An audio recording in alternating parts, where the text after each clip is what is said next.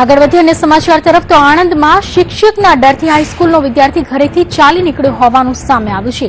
મોગર મહિડા હાઈસ્કૂલનો વિદ્યાર્થી શિક્ષકે માર મારતા ઘર છોડીને ચાલ્યો ગયો હોવાની ફરિયાદ પોલીસ સ્ટેશનમાં નોંધાઈ। વિદ્યાર્થી ચિઠ્ઠી લખીને પોતાના ઘરેથી ચાલી નીકળ્યો। હાલ પોલીસે ફરિયાદના આધારે તપાસ હાથ ધરી છે। વધુ જાણકારી આપી રહ્યા છે અમારા સંવાદદાતા બળવંત વાઘેલા। બળવંત, જે વિદ્યાર્થી શિક્ષકના ડરથી ઘર છોડીને ચાલ્યો ગયો છે, હવે પોલીસ કઈ દિશામાં તપાસ કરી રહી છે? જી પૃથ્વી, આપણે જણાવ્યું કે શિક્ષકો દ્વારા વિદ્યાર્થીઓને માર મારવાની ઘટનાઓ ગુજરાતમાં વારંવાર બનતી રહે છે। એવો જ કિસ્સો આણંદ તાલુકાના મોગર ગામે બન્યો છે, જેમાં વિદ્યાર્થીને એક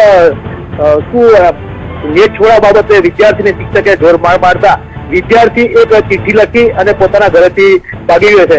જે ઘટનાને 5 દિવસ વીત્યા બાદ પણ વિદ્યાર્થીનો હજુ કોઈ પત્તો નથી મળ્યો। ત્યારબાદ તેના માતા પિતાએ વાસદ પોલીસમાં ફરિયાદ નોંધી અને વાસદ પોલીસે તપાસ હાથ ધરી।